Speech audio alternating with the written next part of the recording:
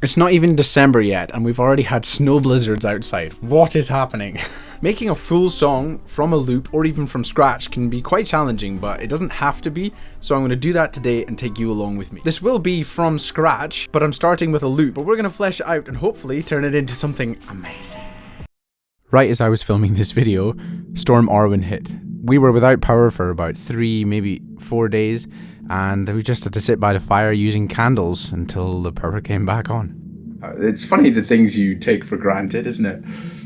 First things first, I start with a template. This makes everything so much easier because you can just focus on creating. I haven't released my template yet, but I'm going to do that very soon, hopefully. So stay tuned for that template coming out. Click subscribe if you don't want to miss it. And of course, while you're at it, if you enjoy this video, give it a like and leave a comment. I would love to hear what you think. So once we've opened a template, dragged in the loop that we've got to start with, where do we go from there? Well, I'm going to break this video into 3 parts: structure, vocals, and mixing. The first thing I do to cut the work involved in half is to literally just make half of a song, because I know I can then double it and add other things into the second half when it's ready. So I'll take that loop and push it across 16 or maybe even 32 bars, and then construct a couple different element layers. I just lay them down, either 2 of them, 4 of them, 3 of them.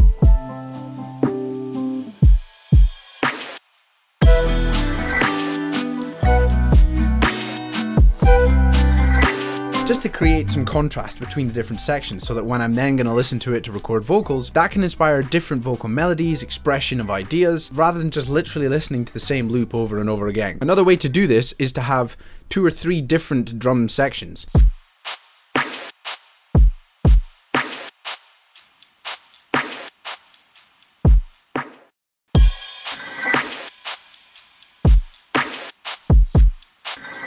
Another thing I like to do just to thicken it out is take the main loop, so that in this case it's the guitar, and just complement it so that you've got another instrument doing similar things but not exactly the same thing, like I did in this one with the piano.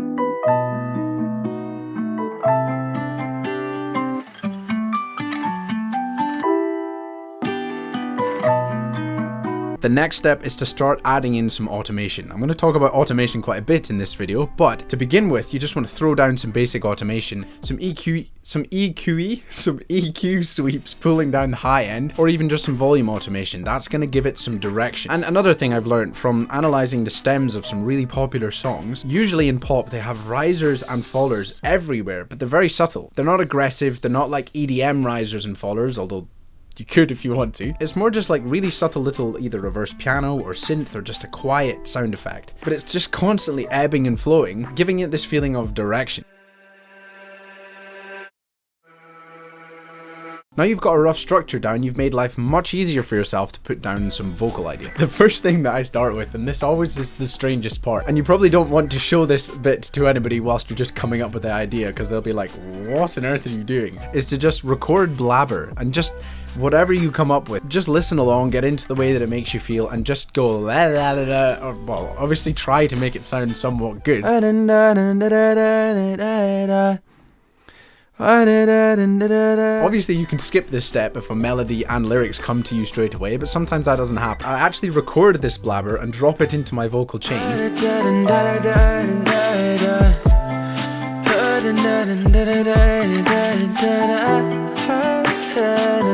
just to give me an idea of the expression. I just listen to it and then go, oh, well, I kind of liked that bit. If there were words on that, that would have been cool. Whilst you're doing this, you can open up the project credits, and this is just where I usually type out lyrics. I just type out literally any word that comes to my mind, no filter whatsoever. If that word appears, I write it down with no judgment. That's the key rule. Then you want to start grabbing on little bits that you like and fleshing them out a little bit. One of the best ways I find to go from having no lyric ideas to having almost too many lyric ideas is to try and figure out what your story is, or what is it actually about. Once you can grasp a topic relatively firmly, I usually do end up switching from having no ideas at all to having too many. At this point, I will likely have a rough version of the song completed.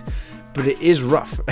Like many things, the first draft is usually nowhere near as good as it will be if you keep going. I then practice that vocal idea a little bit and get the lyrics right so that my vocal delivery is high quality. And once I've properly practiced the vocal, that's where the style and emotion that you can really put into the vocals comes in. You can deliver the performance with conviction. And I usually find that the delivery of the performance is 80 to 90% of the quality of the final product. You can do a lot of things to fix it with mixing and tuning, but not, you can't beat a high quality performance. Then you want to add ad-libs, pads, and expressive or creative reverbs, all the little candy that can take it from something that sounds kind of simple and boring to something that feels quite alive. Confusing with my nightmares, and I hope I'm not the only one out there.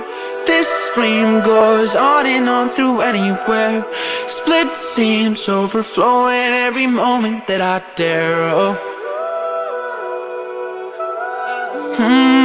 Whoa, if I imagine paradise. Then the third and final section is mixing. Now, technically you've got your full song, so why am I talking about mixing in this video? Well, it's really just because there is no clear line between producing and mixing and mastering. They kind of blend into each other. The better you understand your recording and your production, the easier your mixing is going to be, and then the better your mixing is, the easier the mastering is going to be. A lot of the time, the songs that I'm making only really work because of how I mix different elements together, because the idea could be great, it's just not mixed quite right, so when you listen to it, it's off-putting. Now, I'm going to make more detailed videos about mixing in the future because this rabbit hole goes very deep. But here are the basics. Be decisive. You've got to choose what each instrument element is doing. Which area of the frequency range is it predominantly going to occupy? This usually leads to being quite bold with EQs. We don't need this low end of this piano, so we're just going to cut it away. Or this middle range here is taking up far too much space and it's clashing with the vocals, so we can just push it down. And these kind of decisions can make or break a track. Obviously, these decisions don't have to be static, and this is where automation comes back and is super powerful. I very often come across people just being kind of lazy with automation, which is fine. It's just that you're not going to get the same dynamicism. I think that's the right word. The dynamics are just not going to be as awesome as they could be if you use automation. The way I view automation is kind of like you're a conductor, and if you ask any orchestra player what it would be like playing in the orchestra without a conductor, they'd probably laugh at you because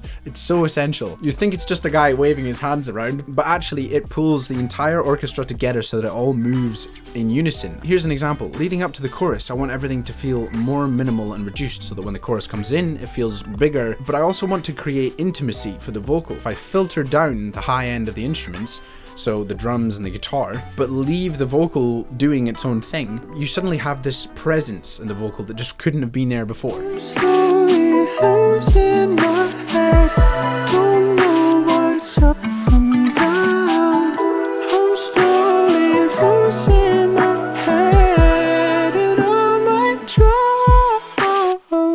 I can make videos in more detail about any of these particular things, so comment down below any of these things that you want me to dive into more detail. But I hope some of this can help you turn some of your little ideas into a full-fledged song, because one of the most satisfying things I find like ever is just sitting down and listening to a full song that has just emerged. It's so cool. As ever, these time-restricted videos always end up going over the initial time frame that I set, but it doesn't really matter. I just try and set a time frame so that I can condense all the teachings that I'm making into something more concise, because I could talk about this stuff for hours. Speaking of which, if you'd like to learn more from me, I'm going to start running some one-to-one sessions, and my email is down below if you'd like to reach out about that. Whether you're a beginner, intermediate, or more advanced, we can figure out what your goals are and how to get you closer to producing the way you would really like to. So if you're interested in that, just send me an email down below and we can sort something out. Thanks very much for checking out this video. I really hope it helps, and if it did, please do give it a like, subscribe, and leave a comment. Now I'm just going to play you a run through of what I created to give you a direct example of all the different tips and tricks that I mentioned in this video. Thanks so much for watching. See you in the next one, and until then, believe in yourself and you will be unstoppable.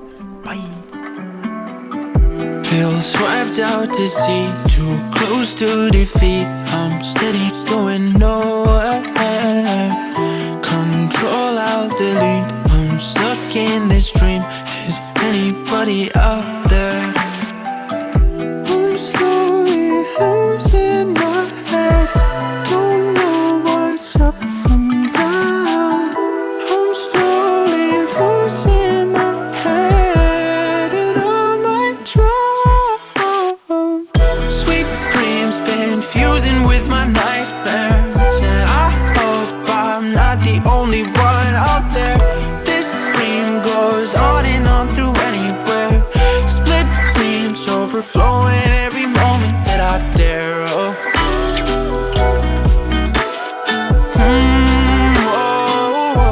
If I imagine paradise, hell will burn inside.